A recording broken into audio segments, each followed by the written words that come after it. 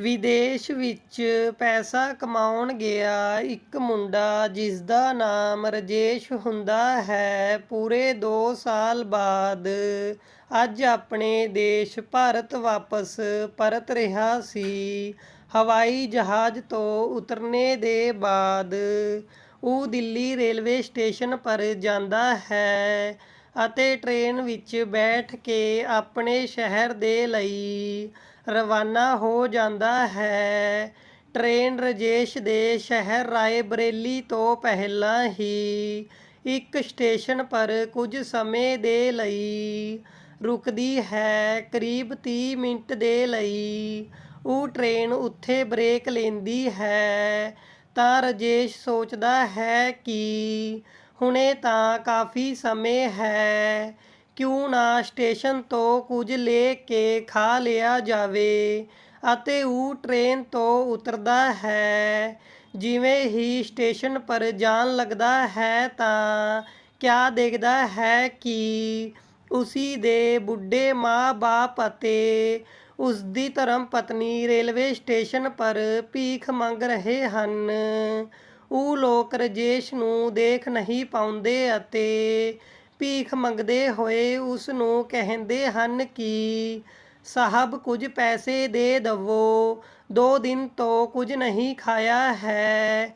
ਰਾਜੇਸ਼ ਜਦ ਆਪਣੇ ਮਾਂ-ਬਾਪ ਦੀ ਐਸੀ ਹਾਲਤ ਨੂੰ ਦੇਖਦਾ ਹੈ ਤਾਂ ਉਸਦੀ ਅੱਖਾਂ ਫਟੀ ਦੀ ਫਟੀ ਰਹਿ ਜਾਂਦੀ ਹਨ। ਪਤਨੀ ਜਦੋਂ ਆਪਣੇ ਪਤੀ ਨੂੰ ਦੇਖਦੀ ਹੈ ਤਾਂ ਉੱਥੇ ਹੀ रेलवे स्टेशन पर रोन लगती है। दोस्तों, ऐसी क्या मुसीबत आन पई जो राजेश दे विदेश जाने दे बाद उसदे माँ बाप अते पत्नी नूं भीख मंगनी पई। ये दिल नूं तार तार कर देने वाली कहानी है। बड़ी ही दुख भरी कहानी है। ਇੱਕ ਵਾਰ ਥੋੜ੍ਹਾ ਜਿਹਾ ਸਮੇਂ ਕੱਢ ਕੇ ਕਹਾਣੀ ਨੂੰ ਜ਼ਰੂਰ ਸੁਣੋ, ਕਿਉਂਕਿ ਕਿਤੇ ਐਸਾ ਤੁਸੀਂ ਲੋਕਾਂ ਦੇ ਨਾਲ ਭਵਿੱਖ ਵਿੱਚ ਨਾ ਹੋ ਜਾਵੇ। ਇਹ ਕਹਾਣੀ ਤੁਸੀਂ ਸੁਣੋਗੇ ਤਾਂ ਕਹੋਗੇ ਕਿ ਹਕੀਕਤ ਹੈ, ਐਸਾ ਨਹੀਂ ਹੋਣਾ ਚਾਹੀਦਾ ਸੀ। ਇਹ ਸੱਚੀ ਘਟਨਾ ਉੱਤਰ ਪ੍ਰਦੇਸ਼ ਦੇ ਰਾਏ ਬਰੇਲੀ ਦੀ ਹੈ। ਰਾਜੇਸ਼ ਇੱਕ ਠੀਕ ਠਾਕ ਪਰਿਵਾਰ ਤੋਂ ਸੀ। ਇਹ 2 ਭਾਈ ਸੀ, ਇੱਕ ਰਾਜੇਸ਼ ਅਤੇ ਦੂਸਰਾ ਯੋਗੇਸ਼। ਦੋਨਾਂ ਦਾ ਵਿਆਹ ਵੀ ਹੋ ਜਾਂਦਾ ਹੈ, ਪਰ ਰਾਜੇਸ਼ ਦੀ ਜੋ ਭਾਬੀ ਸੀ ਉਹ ਥੋੜਾ ਤੇਜ਼ ਤਰਾਰ ਸੁਭਾਅ ਦੀ ਸੀ। ਯੋਗੇਸ਼ ਦਾ ਵਿਆਹ ਪਹਿਲਾਂ ਹੀ ਹੋ ਜਾਂਦਾ ਹੈ ਕਿਉਂਕਿ ਉਹ ਘਰ ਵਿੱਚ ਵੱਡਾ ਸੀ। ਪਤਨੀ ਘਰ ਵਿੱਚ ਆਉਂਦੀ ਹੈ ਜੋ ਕਿ ਪਹਿਲਾਂ ਤੋਂ ਹੀ ਕੜਕ ਮਿਜਾਜ ਦੀ ਸੀ, ਕਿਉਂਕਿ ਭਾਬੀ ਦੇ ਚੱਕਰ ਵਿੱਚ ਆ ਕੇ ਦੇਵਰ ਸਭ ਕੁਝ ਭੁੱਲ ਜਾਂਦਾ ਹੈ। ਜਦੋਂ ਤੱਕ ਕਿ ਰਾਜੇਸ਼ ਦਾ ਵਿਆਹ ਨਹੀਂ ਹੋਇਆ ਸੀ ਤਾਂ ਉਸਦੀ ਭਾਬੀ ਨੇ ਆਪਣੇ ਦੇਵਰ ਨੂੰ ਆਪਣੇ ਨੈਣਾ ਦੇ ਜਾਲ ਵਿੱਚ ਬੁਰੀ ਤਰ੍ਹਾਂ ਨਾਲ ਫਸਾ ਲਿਆ ਸੀ। ਰਾਜੇਸ਼ ਨੂੰ ਉਹ ਆਪਣੀ ਮਿੱਠੀ ਮਿੱਠੀ ਗੱਲਾਂ ਨਾਲ ਇਸ ਕਦਰ ਪ੍ਰਭਾਵਿਤ ਕਰਦੀ ਹੈ ਕਿ ਜੋ ਕੁਝ ਵੀ ਉਹ ਉਸ ਨੂੰ ਕਹਿੰਦੀ ਉਹ ਹਰ ਕੰਮ ਕਰਨੇ ਦੇ ਲਈ ਰਾਜੀ ਹੋ ਜਾਂਦਾ। ਇਸੀ ਦੇ ਚਲਦੇ ਨਤੀਜਾ ਇਹ ਹੁੰਦਾ ਹੈ ਕਿ ਫਿਰ ਰਾਜੇਸ਼ ਦਾ ਵੀ ਵਿਆਹ ਹੋ ਜਾਂਦਾ ਹੈ। ਰਾਜੇਸ਼ ਦੀ ਪਤਨੀ ਦਾ ਨਾਮ ਖੁਸ਼ੀ ਸੀ। ਜੈਸਾ ਉਸਦਾ ਨਾਮ ਸੀ ਵੈਸਾ ਹੀ ਉਸਦਾ ਸੁਭਾਅ ਵੀ ਸੀ। ਖੁਸ਼ੀ ਬਹੁਤ ਹੀ ਗਰੀਬ ਪਰ ਨੇਕ ਪਰਿਵਾਰ ਦੀ ਕੁੜੀ ਸੀ। ਖੁਸ਼ੀ ਆਪਣੇ ਸਸੁਰਾਲ ਆਉਂਦੀ ਹੈ ਪਰ ਉਸਨੇ ਕਦੀ ਇਹ ਸੁੱਖ ਹੀ ਨਹੀਂ ਜਾਣਿਆ ਕਿ ਪਤੀ ਹੁੰਦਾ ਕਿਆ ਹੈ। ਰਾਜੇਸ਼ ਜਦ ਵੀ ਆਪਣੇ ਕੰਮ ਤੋਂ ਘਰ ਵਾਪਸ ਆਉਂਦਾ ਸੀ ਤਾਂ ਪਤਨੀ ਨਾਲ ਸਿੱਧੇ ਮੂੰਹ ਗੱਲ ਹੀ ਨਹੀਂ ਕਰਦਾ ਸੀ। ਪਤਨੀ ਨੂੰ 8-8 10-10 ਦਿਨ ਹੋ ਜਾਂਦੇ ਸੀ ਪਰ ਰਾਜੇਸ਼ ਉਸ ਨਾਲ ਕੋਈ ਵੀ ਪਿਆਰ ਦੀ ਗੱਲ ਨਹੀਂ ਕਰਦਾ ਸੀ। ਆਪਣੀ ਪਤਨੀ ਦੇ ਸੁੱਖ ਦੁੱਖ ਕਿਸੇ ਵੀ ਪ੍ਰਕਾਰ ਨਾਲ ਉਹ ਕੋਈ ਵੀ ਗੱਲ ਨਾ ਕਰਦਾ। ਜੇਕਰ ਖੁਸ਼ੀ ਉਸ ਨਾਲ ਗੱਲ ਕਰਨੇ ਜਾਂ ਉਸ ਪਰ ਆਪਣਾ ਅਧਿਕਾਰ ਜਤਾਉਣੇ ਦੀ ਕੋਸ਼ਿਸ਼ ਕਰਦੀ ਤਾਂ ਉਹ ਉਸ ਨੂੰ ਧਮਕਾ ਦਿੰਦਾ, ਕਿਉਂਕਿ ਰਾਜੇਸ਼ ਪਹਿਲਾਂ ਹੀ ਆਪਣੀ ਭਾਬੀ ਦੇ ਚੰਗੁਲ ਵਿੱਚ ਫਸਿਆ ਹੋਇਆ ਸੀ। ਜੈਸਾ ਵੀ ਉਸਦੀ ਭਾਬੀ ਕਹਿੰਦੀ ਸੀ ਉਹ ਵੈਸਾ ਹੀ ਕੰਮ ਕਰਦਾ ਸੀ। ਕਦੀ ਪਤਨੀ ਨੂੰ ਕੁੱਟਣਾ, ਕਦੀ ਕੁਝ ਕਰਨਾ, ਕਦੀ ਕੁਝ ਕਰਨਾ, ਕਿਉਂਕਿ ਭਾਬੀ ਨਾਲ ਉਸ ਨੂੰ ਲਗਾਵ ਸੀ। ਭਾਬੀ ਦੇ ਚੱਕਰ ਵਿੱਚ ਬੁਰਾ ਫਸਿਆ ਹੋਇਆ ਸੀ। ਜੋ ਭਾਬੀ ਦੇ ਚੱਕਰ ਵਿੱਚ ਹੁੰਦੇ ਹਨ ਉਹ ਆਪਣੀ ਪਤਨੀ ਨੂੰ ਛੱਡ ਦਿੰਦੇ ਹਨ। ਨਤੀਜਾ ਇੱਥੇ ਤੱਕ ਪਹੁੰਚ ਜਾਂਦਾ ਹੈ ਕਿ ਜਦ ਰਾਜੇਸ਼ ਅਤੇ ਉਸਦੀ ਭਾਬੀ ਖੁਸ਼ੀ ਨੂੰ ਜ਼ਿਆਦਾ ਹੀ ਪਰੇਸ਼ਾਨ ਕਰਨ ਲੱਗਦੇ ਹਨ, ਬਿਨਾਂ ਕਿਸੇ ਵਜ੍ਹਾ ਦੇ ਗੱਲ ਪਰ ਉਸ ਨਾਲ ਲੜਨ ਲੱਗਦੇ ਹਨ, ਤਾਂ ਖੁਸ਼ੀ ਆਪਣੇ ਚਚੇਰੇ ਭਾਈ ਨੂੰ ਬੁਲਾਉਂਦੀ ਹੈ, ਕਿਉਂਕਿ ਹੋਰ ਕੋਈ ਘਰ ਵਿੱਚ ਸੀ ਨਹੀਂ। ਮਾਤਾ ਪਿਤਾ ਦਾ ਪਹਿਲਾਂ ਹੀ ਦੇਹਾਂਤ ਹੋ ਗਿਆ ਸੀ। ਚਚੇਰਾ ਭਾਈ ਆਉਂਦਾ ਹੈ ਤਾਂ ਉਸਦੇ ਨਾਲ ਆਪਣੇ ਮਾਇਕੇ ਵਿੱਚ ਹੀ ਚਲੀ ਜਾਂਦੀ ਹੈ। ਉੱਧਰ ਰਾਜੇਸ਼ ਦੀ ਭਾਬੀ ਨੂੰ ਸਿਰਫ ਪੈਸਿਆਂ ਨਾਲ ਮਤਲਬ ਸੀ। ਉਹ ਰਾਜੇਸ਼ ਨੂੰ ਕਹਿੰਦੀ ਹੈ ਕਿ ਦੇਵਰ ਜੀ, ਮੈਂ ਸੁਣਿਆ ਹੈ ਵਿਦੇਸ਼ ਵਿੱਚ ਜਾ ਕੇ ਲੋਕ ਸਾਊਦੀ ਅਰਬ ਵਿੱਚ ਖੂਬ ਪੈਸਾ ਕਮਾਉਂਦੇ ਹਨ। ਤੁਸੀਂ ਵੀ ਐਸਾ ਕਰੋ, ਕੁਝ ਸਮੇਂ ਦੇ ਲਈ ਵਿਦੇਸ਼ ਚਲੇ ਜਾਓ ਅਤੇ ਖੂਬ ਮਨ ਲਗਾ ਕੇ ਮਿਹਨਤ ਕਰਨਾ, ਪੈਸਾ ਕਮਾਉਣਾ। ਪੈਸਾ ਜ਼ਿਆਦਾ ਰਹੇਗਾ ਤਾਂ ਤੁਸੀਂ ਅਤੇ ਮੈਂ ਖੂਬ ਮਜ਼ੇ ਦੀ ਜ਼ਿੰਦਗੀ ਬਿਤਾਵਾਂਗੇ। ਫਿਰ ਮੈਨੂੰ ਵੀ ਵਿਦੇਸ਼ ਆਪਣੇ ਨਾਲ ਲੈ ਜਾਣਾ। ਹੁਣ ਉਹ ਭਾਬੀ ਦੀ ਗੱਲ ਨੂੰ ਟਾਲ ਹੀ ਨਹੀਂ ਪਾਉਂਦਾ ਅਤੇ 1-2 ਮਹੀਨੇ ਵਿੱਚ ਹੀ ਉਸ ਨੂੰ ਵੀਜ਼ਾ ਮਿਲ ਜਾਂਦਾ ਹੈ ਅਤੇ ਫਿਰ ਵਿਦੇਸ਼ ਚਲਾ ਜਾਂਦਾ ਹੈ। ਆਪਣੇ ਮਾਤਾ ਪਿਤਾ ਦੀ ਵਿਦੇਸ਼ ਜਾਣ ਤੋਂ ਪਹਿਲਾਂ ਆਪਣੇ ਵੱਡੇ ਭਾਈ ਅਤੇ ਭਾਬੀ ਨੂੰ ਉਹਨਾਂ ਦੀ ਦੇਖਭਾਲ ਕਰਨੇ, ਉਹਨਾਂ ਦੇ ਖਰਚ ਚੁੱਕਣੇ ਦੀ ਜ਼ਿੰਮੇਵਾਰੀ ਸੌਂਪ ਗਿਆ ਸੀ ਕਿ ਮੈਂ ਵਿਦੇਸ਼ ਤੋਂ ਪੈਸਾ ਭੇਜਦਾ ਰਹੂੰਗਾ, ਤੁਸੀਂ ਮੰਮੀ ਪਾਪਾ ਦਾ ਧਿਆਨ ਰੱਖਣਾ। ਪਰ ਜੋ ਭਾਬੀ ਹੁੰਦੀ ਹੈ ਆਪਣੇ ਪਤੀ ਯੋਗੇਸ਼ ਨੂੰ ਕਹਿੰਦੀ ਹੈ ਕਿ ਜਦੋਂ ਤੱਕ ਰਾਜੇਸ਼ ਵਿਦੇਸ਼ ਗਿਆ ਹੋਇਆ ਹੈ ਉਸਦੇ ਵਾਪਸ ਆਉਣੇ ਤੋਂ ਪਹਿਲਾਂ ਬੁੱਢੀ ਅਤੇ ਬੁੱਢੇ ਦੇ ਨਾਮ ਜੋ ਵੀ ਖੇਤੀ ਹੈ, ਪ੍ਰਾਪਰਟੀ ਹੈ, ਆਪਣੇ ਨਾਮ ਕਰਵਾ ਲੈਂਦੇ ਹਾਂ। ਇਹ ਸਾਡੇ ਲਈ ਭਵਿੱਖ ਵਿੱਚ ਕੰਮ ਆਵੇਗੀ। ਸਾਰੀ ਸੰਪत्ति ਸਾਡੇ ਨਾਮ ਹੋ ਜਾਵੇਗੀ ਤਾਂ ਪੈਸਾ ਹੀ ਪੈਸਾ ਹੋਵੇਗਾ। ਯੋਗੇਸ਼ ਦੇ ਮਨ ਵਿੱਚ ਵੀ ਦੌਲਤ ਦਾ ਲਾਲਚ ਆ ਜਾਂਦਾ ਹੈ ਅਤੇ ਜੈਸਾ ਉਸਦੀ ਪਤਨੀ ਨੇ ਸਮਝਾਇਆ ਸੀ ਉਵੇਂ ਹੀ ਉਹ ਕਰਦਾ ਹੈ। ਤਹਿਸੀਲ ਜਾਂਦਾ ਹੈ ਅਤੇ ਵਕੀਲ ਨਾਲ ਪਹਿਲਾਂ ਹੀ ਸੈਟਿੰਗ ਬਣਾ ਲੈਂਦਾ ਹੈ।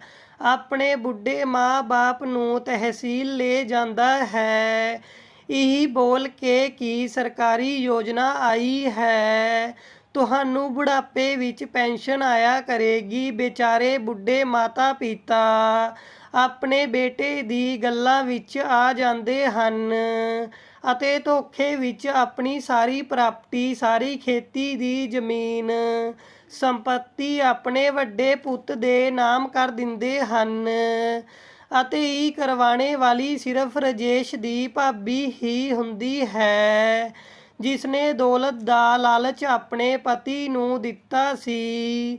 ਸਭ ਕੁਝ ਆਪਣੇ ਨਾਮ ਹੋਣੇ ਦੇ ਬਾਅਦ ਉਹ ਲੋਕ ਬੁੱਢੇ ਮਾਂ-ਬਾਪ ਨੂੰ ਘਰ ਤੋਂ ਬਾਹਰ ਕੱਢ ਦਿੰਦੇ ਹਨ ਅਤੇ ਘਰ ਵਿੱਚ ਤਾਲਾ ਲਗਾ ਕੇ ਬਾਹਰ ਚਲੇ ਜਾਂਦੇ ਹਨ।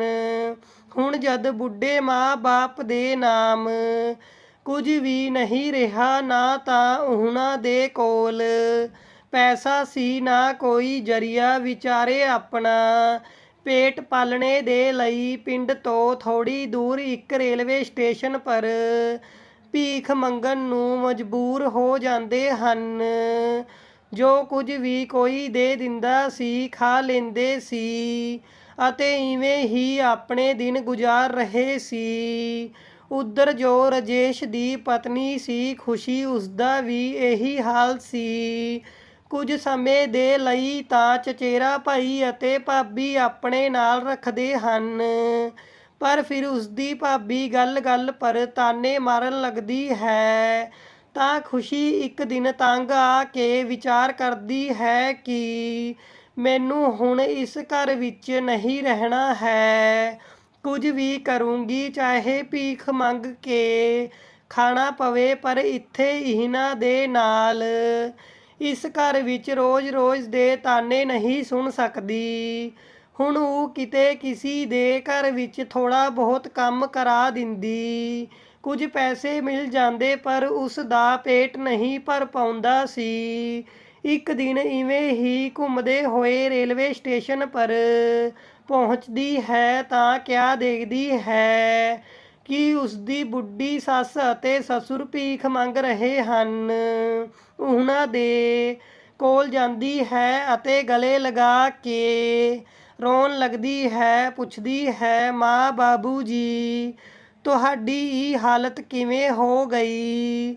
ਸੱਸ ਸਸੁਰ ਆਪਣੀ ਆਪ ਬੀਤੀ ਖੁਸ਼ੀ ਨੂੰ ਦੱਸਦੇ ਹਨ ਕਿ ਤੇਰਾ ਪਤੀ ਤਾਂ ਵਿਦੇਸ਼ ਚਲਾ ਗਿਆ ਸੀ ਅਤੇ ਤੇਰੀ ਜਿਠਾਣੀ ਅਤੇ ਜੇਠ ਨੇ ਸਾਡੇ ਤੋਂ ਧੋਖੇ ਨਾਲ ਸਾਰੀ ਜ਼ਮੀਨ ਜਾਇਦਾਦ ਆਪਣੇ ਨਾਮ ਕਰਵਾ ਲਈ ਹੈ ਅਤੇ ਸਾਨੂੰ ਘਰ ਤੋਂ ਧੱਕੇ ਮਾਰ ਕੇ ਬਾਹਰ ਕੱਢ ਦਿੱਤਾ। ਹੁਣ ਅਸੀਂ ਦੋਵੇਂ ਦਰ-ਦਰ ਦੀ ਠੋਕਰਾਂ ਖਾਣੇ ਨੂੰ ਮਜਬੂਰ ਹਾਂ। ਖੁਸ਼ੀ ਇੱਕ ਨੇਕ ਅਤੇ ਦਿਲ ਸਾਫ਼ ਕੁੜੀ ਸੀ। ਉਹ ਆਪਣੇ ਸੱਸ ਸਸੁਰ ਦੀ ਐਸੀ ਹਾਲਤ ਵਿੱਚ ਉਹਨਾਂ ਦੇ ਨਾਲ ਰਹਿੰਦੀ ਹੈ। ਭੀਖ ਮੰਗਣੇ ਦੇ ਇਲਾਵਾ ਉਹਨਾਂ ਦੇ ਕੋਲ ਕੋਈ ਦੂਸਰਾ ਸਹਾਰਾ ਨਹੀਂ ਸੀ। ਕਦੀ-ਕਦੀ ਖੁਸ਼ੀ ਟ੍ਰੇਨ ਵਿੱਚ ਚਣਾ ਦਾਣਾ ਵਗੈਰਾ ਵੇਚ ਲਿਆ ਕਰਦੀ ਸੀ ਅਤੇ ਇਵੇਂ ਹੀ ਆਪਣੇ ਬੁੱਢੇ ਸੱਸ ਸਸੁਰ ਦੀ ਸੇਵਾ ਵਿੱਚ ਲੱਗੀ ਰਹਿੰਦੀ।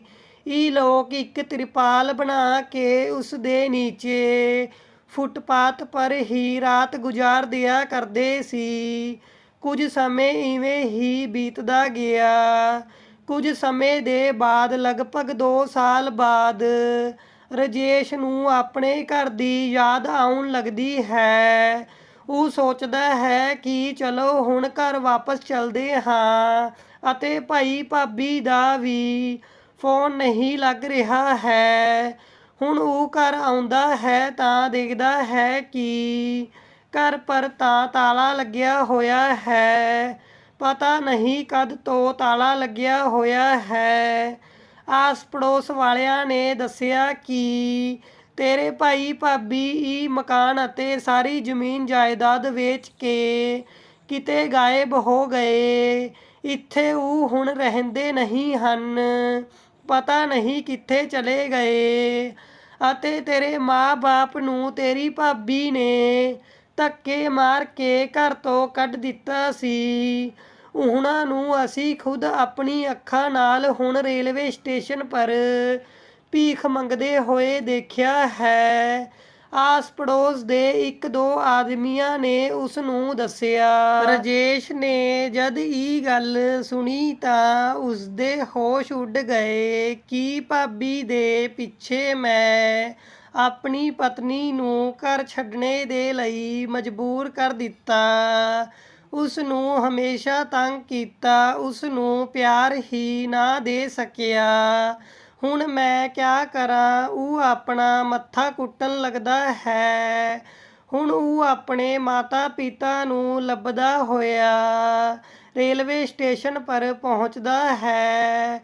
ਇੱਧਰ ਉੱਧਰ ਲੱਭਣ ਲੱਗਦਾ ਹੈ ਤਾਂ ਮਾਤਾ ਪਿਤਾ ਬੇਚਾਰੇ ਭੀਖ ਮੰਗ ਰਹੇ ਹੁੰਦੇ ਹਨ। ਹੁਣ ਉਹਨਾਂ ਦੇ ਕੋਲ ਜਾਂਦਾ ਹੈ ਅਤੇ ਉਹਨਾਂ ਨੂੰ ਦੇਖ ਕੇ ਫੁੱਟ-ਫੁੱਟ ਕੇ ਰੋਣ ਲੱਗਦਾ ਹੈ। ਇੰਨੇ ਵਿੱਚ ਹੀ ਉਸਦੀ ਪਤਨੀ ਖੁਸ਼ੀ, ਜੋ ਕਿਤੇ ਤੋਂ ਪਾਣੀ ਲੈਣ ਗਈ ਹੋਈ ਸੀ। ਆਪਣੇ ਸੱਸ ਸਸੁਰ ਦੀ ਸੇਵਾ ਵਿੱਚ ਲੱਗੀ ਹੋਈ ਸੀ। ਜਿਵੇਂ ਹੀ ਖੁਸ਼ੀ ਨੇ ਆਪਣੇ ਪਤੀ ਨੂੰ ਦੇਖਿਆ ਤਾਂ ਭੱਜ ਕੇ ਆਪਣੇ ਪਤੀ ਦੇ ਪੈਰਾਂ ਨਾਲ ਲਿਪਟ ਜਾਂਦੀ ਹੈ। ਉਸਨੇ ਆਪਣੇ ਪਤੀ ਰਾਜੇਸ਼ ਦਾ ਅੱਜ ਵੀ ਉਨਾ ਹੀ ਸਨਮਾਨ ਕੀਤਾ ਜਿੰਨਾ ਉਹ ਪਹਿਲਾਂ ਕਰਦੀ ਸੀ, ਪਰ ਰਾਜੇਸ਼ ਨੇ ਆਪਣੀ ਭਾਬੀ ਦੇ ਚੱਕਰ ਵਿੱਚ ਆ ਕੇ ਉਸਦੇ ਪਿਆਰ ਦੇ ਜਾਲ ਵਿੱਚ ਫਸ ਕੇ ਆਪਣੀ ਪਤਨੀ ਨੂੰ ਠੁਕਰਾ ਦਿੱਤਾ ਸੀ। ਪਰ ਆਪਣੀ ਪਤਨੀ ਦਾ ਅੱਜ ਵੀ ਆਪਣੇ ਪ੍ਰਤੀ ਐਸਾ ਪਿਆਰ ਦੇਖ ਕੇ ਉਸ ਨੂੰ ਆਪਣੀ ਗਲਤੀਆਂ ਦਾ ਪਛਤਾਵਾ ਹੋਣ ਲੱਗਦਾ ਹੈ। ਉਸ ਦੀ ਅੱਖਾਂ ਤੋਂ ਹੰਝੂ ਟਪਕਣ ਲੱਗਦੇ ਹਨ। ਹੁਣ ਉਹ ਚਾਰੋਂ ਇੱਕ ਜਗ੍ਹਾ ਬੈਠ ਕੇ ਇੱਕ ਦੂਸਰੇ ਨੂੰ ਗਲੇ ਲਗਾ ਕੇ ਰੋਣ ਲੱਗੇ ਅਤੇ ਆਪਣਾ ਮਨ ਹਲਕਾ ਕਰਦੇ ਹਨ। ਰਾਜੇਸ਼ ਦੇ ਮਾਤਾ ਪਿਤਾ ਨੇ ਦੱਸਿਆ ਕਿ ਤੇਰੇ ਭਾਈ ਭਾਬੀ ਨੇ ਸਾਡੇ ਨਾਲ ਬਹੁਤ ਗਲਤ ਕੀਤਾ। ਸਭ ਕੁਝ ਬੇਟਾ ਆਪਣੇ ਨਾਮ ਕਰਵਾ ਲਿਆ, ਤੇਰਾ ਹੱਕ ਵੀ ਖੋਹ ਲਿਆ, ਪਰ ਤੂੰ ਵੀ ਜਦ ਸਾਡੀ ਇੱਕ ਨਾ ਸੁਣੀ ਸੀ। ਉਹ ਤਾਂ ਸ਼ੁਕਰ ਹੈ ਈਸ਼ਵਰ ਦਾ ਕਿ ਸਾਡੀ ਇਹ ਛੋਟੀ ਨੂੰ ਬਹੁਤ ਨੇਕ ਅਤੇ ਦਿਆਲੂ ਹੈ। ਜੇਕਰ ਇਹ ਸਾਨੂੰ ਨਾ ਮਿਲਦੀ ਤਾਂ ਅੱਜ ਅਸੀਂ ਕਿਤੇ ਦੇ ਨਾ ਰਹਿੰਦੇ ਅਤੇ ਇਵੇਂ ਹੀ ਭੁੱਖੇ ਫੁੱਟਪਾਥ ਪਰ ਮਰ ਜਾਂਦੇ। ਤੂੰ ਨੂੰ ਠੁਕਰਾ ਦਿੱਤਾ ਸੀ, ਪਰ ਨੂੰ ਅੱਜ ਵੀ ਤੇਰੀ ਉਹੀ ਇੱਜ਼ਤ ਕਰਦੀ ਹੈ, ਉਹੀ ਤੇਰਾ ਮਾਣ ਸਨਮਾਨ ਕਰ ਰਹੀ ਹੈ। ਐਸੀ ਨੂੰ ਕਿਆ ਕਿਤੇ ਲੱਭਣੇ ਨਾਲ ਵੀ ਮਿਲ ਸਕਦੀ ਹੈ। ਇਹ ਸੁਣ ਕੇ ਰਾਜੇਸ਼ ਰੋਣ ਲੱਗਦਾ ਹੈ ਅਤੇ ਆਪਣੀ ਪਤਨੀ ਖੁਸ਼ੀ ਨੂੰ ਕਹਿੰਦਾ ਹੈ ਕਿ ਮੇਰੇ ਤੋਂ ਜੋ ਗਲਤੀਆਂ ਹੋਈ ਹਨ ਉਹਨਾਂ ਸਭ ਦੇ ਲਈ ਮੈਂ ਬਹੁਤ ਸ਼ਰਮਿੰਦਾ ਹਾਂ। ਮੈਨੂੰ ਮਾਫ਼ ਕਰ ਦਿਓ, ਮੈਂ ਤੈਨੂੰ ਸਮਝ ਹੀ ਨਹੀਂ ਪਾਇਆ। ਤਾਂ ਖੁਸ਼ੀ ਕਹਿੰਦੀ ਹੈ, ਇਸ ਵਿੱਚ ਤੁਹਾਡੀ ਕੋਈ ਗਲਤੀ ਨਹੀਂ ਹੈ ਜੀ। ਤੁਹਾਨੂੰ ਤਾਂ ਭਾਬੀ ਨੇ ਹੀ ਆਪਣੇ ਵਸ਼ ਵਿੱਚ ਕਰ ਰੱਖਿਆ ਸੀ। ਹੁਣ ਤੁਹਾਡੀ ਅੱਖਾਂ ਖੁੱਲ੍ਹ ਗਈ ਹਨ ਤਾਂ ਇਸ ਤੋਂ ਚੰਗਾ ਸਾਡੇ ਲਈ ਹੋਰ ਕੁਝ ਹੋ ਨਹੀਂ ਸਕਦਾ ਹੈ। ਤਾਂ ਰਾਜੇਸ਼ ਕਹਿੰਦਾ ਹੈ, ਹੁਣ ਤੈਨੂੰ ਇਹ ਕੰਮ ਕਰਨੇ ਦੀ ਕੋਈ ਜ਼ਰੂਰਤ ਨਹੀਂ ਹੈ। ਮੇਰੇ ਨਾਲ ਇੱਥੇ ਤੋਂ ਚਲੋ, ਅਸੀਂ ਮਿਹਨਤ ਕਰਾਂਗੇ, ਮਜ਼ਦੂਰੀ ਕਰਾਂਗੇ। ਕਿਉਂਕਿ ਦੋਸਤੋ ਉਸਦੇ ਕੋਲ ਪੈਸਾ ਵੀ ਨਹੀਂ ਸੀ। ਜੋ ਕੁਝ ਪੈਸਾ ਸੀ ਉਹ ਸਾਰਾ ਉਸਨੇ ਆਪਣੀ ਭਾਬੀ ਦੇ ਅਕਾਊਂਟ ਵਿੱਚ ਪਾ ਰੱਖਿਆ ਸੀ। ਰਾਜੇਸ਼ ਆਪਣੀ ਪਤਨੀ ਅਤੇ ਮਾਂ-ਬਾਪ ਨੂੰ ਨਾਲ ਲੈ ਕੇ ਉੱਥੇ ਤੋਂ ਦੂਸਰੇ ਸ਼ਹਿਰ ਚਲਾ ਜਾਂਦਾ ਹੈ ਅਤੇ ਇੱਕ ਸਬਜ਼ੀ ਮੰਡੀ ਦੇ ਕੋਲ ਛੋਟਾ ਜਿਹਾ ਕਮਰਾ ਕਿਰਾਏ ਪਰ ਲੈਂਦਾ ਹੈ। ਉੱਥੇ ਹੀ ਮੰਡੀ ਵਿੱਚ ਆੜਤ ਵਾਲੇ ਦੇ ਕੋਲ ਪੱਲੇਦਾਰੀ ਕਰਨ ਲੱਗਦਾ ਹੈ। ਗੱਡੀਆਂ ਵਿੱਚ ਸਮਾਨ ਸਬਜ਼ੀ ਦੀ ਲੋਡਿੰਗ ਅਨਲੋਡਿੰਗ ਦਾ ਕੰਮ ਉਹ ਕਰਨ ਲੱਗਦਾ ਹੈ। ਉਸੀ ਤੋਂ ਜੋ ਦਿਨ ਭਰ ਵਿੱਚ ਪੈਸਾ ਕਮਾਉਂਦਾ ਆਪਣੇ ਘਰ ਦਾ ਖਰਚਾ ਚਲਾ ਲੈਂਦਾ, ਕਿਉਂਕਿ 4 ਜਾਣਿਆਂ ਦਾ ਖਰਚਾ ਕੱਢਣਾ ਆਪਣੇ ਆਪ ਵਿੱਚ ਹੀ ਇੱਕ ਮਜ਼ਦੂਰ ਆਦਮੀ ਦੇ ਲਈ ਬਹੁਤ ਬੜੀ ਚੁਣੌਤੀ ਹੈ। ਹੌਲੀ ਹੌਲੀ ਇਵੇਂ ਹੀ ਚੱਲਦਾ ਰਿਹਾ। ਇੱਕ ਦਿਨ ਉਸਦੀ ਪਤਨੀ ਕਹਿੰਦੀ ਹੈ, ਤੁਸੀਂ ਮੈਨੂੰ ਇੱਕ ਸਬਜ਼ੀ ਦੀ ਦੁਕਾਨ ਖੁਲਵਾ ਦਿਓ ਤਾਂ ਮੈਂ ਸਬਜ਼ੀ ਵੇਚ ਲਿਆ ਕਰੂੰਗੀ। ਤੁਸੀਂ ਕੰਮ ਕਰਦੇ ਰਹਿਣਾ, ਸਾਨੂੰ ਥੋੜ੍ਹਾ ਹੋਰ ਸਹਾਰਾ ਹੋ ਜਾਵੇਗਾ ਪੈਸਿਆਂ ਦਾ। ਮੰਮੀ ਪਾਪਾ ਘਰ ਪਰ ਹੀ ਰਿਹਾ ਕਰਨਗੇ, ਬੁੱਢੇ ਹਨ, ਬਜ਼ੁਰਗ ਹਨ, ਇਹ ਹੁਣ ਕਰ ਵੀ ਕਿਆ ਸਕਦੇ ਹਨ। ਇਸ ਗੱਲ ਪਰ ਰਾਜੇਸ਼ ਦੇ ਪਿਤਾ ਵੀ ਸਹਿਮਤੀ ਜਤਾਉਂਦੇ ਹੋਏ ਕਹਿੰਦੇ ਹਨ ਕਿ ਬੇਟਾ ਨੂੰ ਠੀਕ ਕਹਿ ਰਹੀ ਹੈ, ਅਸੀਂ ਵੀ ਦੁਕਾਨ ਪਰ ਬੈਠ ਜਾਇਆ ਕਰਾਂਗੇ। ਹੌਲੀ ਹੌਲੀ ਸਾਡਾ ਹੀ ਸਬਜ਼ੀ ਦਾ ਧੰਦਾ ਚੱਲ ਜਾਵੇਗਾ। ਰਾਜੇਸ਼ ਮਾਰਕੀਟ ਵਿੱਚ ਇੱਕ ਚੰਗੀ ਜਿਹੀ ਜਗ੍ਹਾ ਦੇਖ ਕੇ ਸਬਜ਼ੀ ਦੀ ਦੁਕਾਨ ਪਵਾ ਦਿੰਦਾ ਹੈ। ਉੱਧਰ ਉਸਦਾ ਪਤੀ ਮੰਡੀ ਵਿੱਚ ਪੱਲੇਦਾਰੀ ਕਰਦਾ ਹੈ ਅਤੇ ਆਪਣੀ ਦੁਕਾਨ ਦੇ ਲਈ ਵੀ ਚੰਗੇ ਦਾਮਾਂ ਵਿੱਚ ਸਬਜ਼ੀਆਂ ਖਰੀਦ ਲਿਆਉਂਦਾ ਸੀ। ਚੰਗੀ ਵਿਕਰੀ ਹੁੰਦੀ ਹੈ, ਪੈਸਾ ਬਚਣ ਲੱਗਦਾ ਹੈ। ਹੌਲੀ ਹੌਲੀ ਪੈਸਾ ਇਕੱਠਾ ਹੋਣ ਲੱਗਦਾ ਹੈ। ਕਿਰਾਏ ਦਾ ਮਕਾਨ ਇਹਨਾਂ ਲੋਕਾਂ ਨੇ ਲੈ ਰੱਖਿਆ ਸੀ। ਮਕਾਨ ਮਾਲਿਕ ਦਾ ਕਿਰਾਇਆ ਵੀ ਦਿੰਦੇ ਹਨ ਅਤੇ ਇੱਕ ਛੋਟਾ ਜਿਹਾ 100 ਗਜ ਦਾ ਪਲਾਟ ਵੀ ਖਰੀਦ ਲੈਂਦੇ ਹਨ। ਖਰੀਦਣੇ ਦੇ ਬਾਅਦ ਹੌਲੀ ਹੌਲੀ ਕੁਝ ਹੋਰ ਪੈਸਾ ਜਮ੍ਹਾਂ ਕਰਦੇ ਹਨ ਅਤੇ ਖੂਬ ਮਿਹਨਤ ਲਗਨ ਨਾਲ ਕਮਾਉਂਦੇ ਹਨ ਅਤੇ ਘਰ ਵੀ ਬਣਾ ਲੈਂਦੇ ਹਨ। ਮੰਡੀ ਵਿੱਚ ਕਾਫੀ ਸਮੇਂ ਤੋਂ ਕੰਮ ਕਰਨੇ ਨਾਲ ਰਾਜੇਸ਼ ਉੱਥੇ ਦੀ ਲੈਣ ਦੇਣ ਨੂੰ ਚੰਗੇ ਨਾਲ ਸਮਝ ਗਿਆ ਸੀ। ਉਹ ਫਿਰ ਆਪਣੀ ਖੁਦ ਦੀ ਇੱਕ ਆੜਤ ਖੋਲ੍ਹਦਾ ਹੈ ਅਤੇ ਉਹਨਾਂ ਦਾ ਵਧੀਆ ਰੋਜ਼ਗਾਰ ਹੋਣ ਲੱਗਦਾ ਹੈ। ਇੰਨਾ ਚੰਗਾ ਉਹਨਾਂ ਦਾ ਕਾਰੋਬਾਰ ਚੱਲਦਾ ਹੈ ਕਿ ਉਹਨਾਂ ਨੇ ਕਈ ਪਲਾਟ ਖਰੀਦ ਲਏ। ਜਿੰਨੀ ਪ੍ਰਾਪਰਟੀ ਉਸਦੇ ਭਾਈ ਨੇ ਹੜੱਪ ਲਈ ਸੀ, ਉਸਦੀ 2 ਗੁਣਾ ਉਹ ਲੋਕ ਪ੍ਰਾਪਰਟੀ ਖਰੀਦ ਲੈਂਦੇ ਹਨ। ਉੱਧਰ ਜੋ ਯੋਗੇਸ਼ ਅਤੇ ਉਸਦੀ ਪਤਨੀ ਪ੍ਰਾਪਰਟੀ ਹੜੱਪ ਕੇ ਆਪਣੇ ਸਸੁਰਾਲ ਚਲੇ ਗਏ ਸੀ।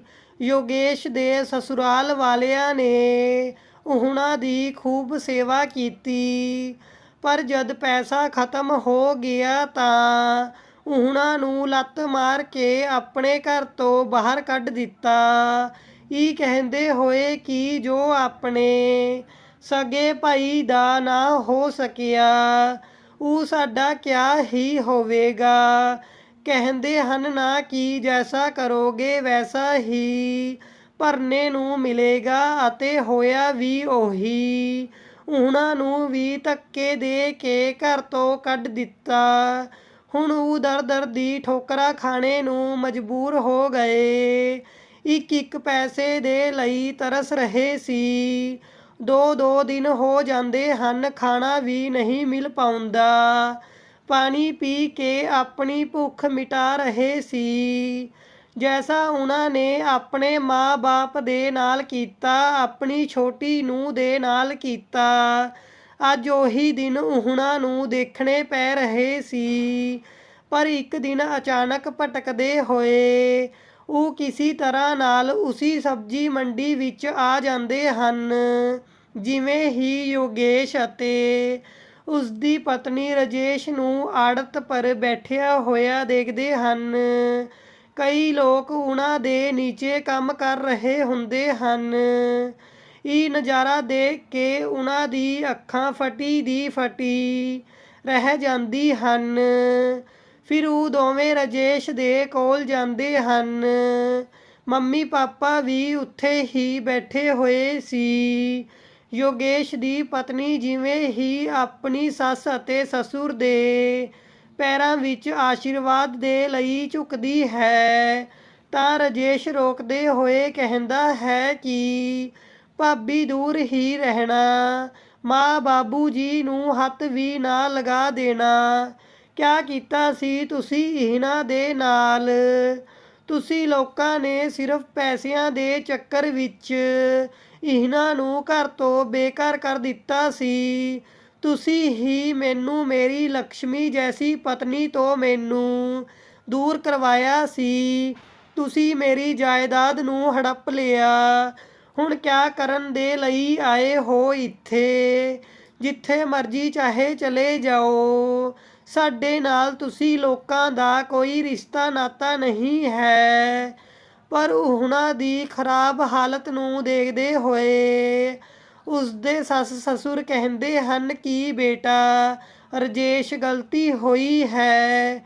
ਪਹਿਲਾਂ ਤੇਰੇ ਤੋਂ ਵੀ ਹੋਈ ਸੀ, ਇਹਨਾਂ ਤੋਂ ਵੀ ਹੋਈ ਹੈ। ਆਖਿਰ ਜੋ ਵੀ ਹੈ, ਇਹ ਹੈ ਤਾਂ ਤੇਰਾ ਹੀ ਭਾਈ। ਜੋ ਹੋਣਾ ਸੀ ਹੋ ਗਿਆ। ਹੁਣ ਇਹਨਾਂ ਨੂੰ ਮਾਫ਼ ਕਰ ਦੇ।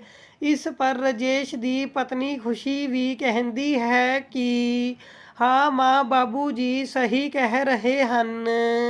ਇਹ ਜੈਸੇ ਵੀ ਹਨ ਹੈ ਤਾਂ ਸਾਡੇ ਪਰਿਵਾਰ ਦਾ ਹਿੱਸਾ ਹੀ, ਅਤੇ ਜੇਕਰ ਭਾਈ ਭਾਬੀ ਕਿਤੇ ਹੋਰ ਵੀ ਕੰਮ ਕਰਨੇ ਦੇ ਲਈ ਜਾਣਗੇ ਤਾਂ ਸਾਡੀ ਇੱਜ਼ਤ ਵੀ ਮਿੱਟੀ ਵਿੱਚ ਮਿਲ ਜਾਵੇਗੀ। ਤੁਸੀਂ ਇਹਨਾਂ ਨੂੰ ਵੀ ਕੋਈ ਛੋਟਾ ਮੋਟਾ ਧੰਦਾ ਸ਼ੁਰੂ ਕਰਾ ਦੇਵੋ। ਸਾਡੇ ਨਾਲ ਜੋ ਕੁਝ ਵੀ ਇਹਨਾਂ ਨੇ ਕੀਤਾ, ਅੱਜ ਉਸ ਦਾ ਫਲ ਇਹੀ ਭੁਗਤ ਚੁੱਕੇ ਹਨ। ਰਾਜੇਸ਼ ਦਾ ਗੁੱਸਾ ਵੀ ਹੁਣ ਸ਼ਾਂਤ ਹੋ ਜਾਂਦਾ ਹੈ। ਉਸ ਦੀ ਵੀ ਸਮਝ ਵਿੱਚ ਆ ਜਾਂਦਾ ਹੈ ਕਿ ਜੋ ਹੋ ਗਿਆ ਹੈ ਉਹ ਹੁਣ ਦੁਬਾਰਾ ਮੁੜ ਤਾਂ ਨਹੀਂ ਸਕਦਾ, ਅਤੇ ਉਹ ਆਪਣਾ ਪੈਸਾ ਲਗਾ ਕੇ ਆਪਣੇ ਵੱਡੇ ਭਾਈ ਦਾ ਕੰਮ ਵੀ ਸ਼ੁਰੂ ਕਰਾ ਦਿੰਦਾ ਹੈ। ਦੋਵੇਂ ਭਾਈ ਆਪਣੇ ਆਪਣੇ ਕੰਮ ਨੂੰ ਚੰਗੇ ਨਾਲ ਸੰਭਾਲ ਲੈਂਦੇ ਹਨ ਅਤੇ ਆਪਣੇ ਪਰਿਵਾਰ ਨਾਲ ਬੜੇ ਹੀ ਪਿਆਰ ਮੁਹੱਬਤ ਨਾਲ ਰਹਿਣ ਲੱਗਦੇ ਹਨ। ਸਟੋਰੀ ਕਿਵੇਂ ਲੱਗੀ ਲਾਈਕ ਕਮੈਂਟ ਕਰਕੇ ਜ਼ਰੂਰ ਦੱਸੋ।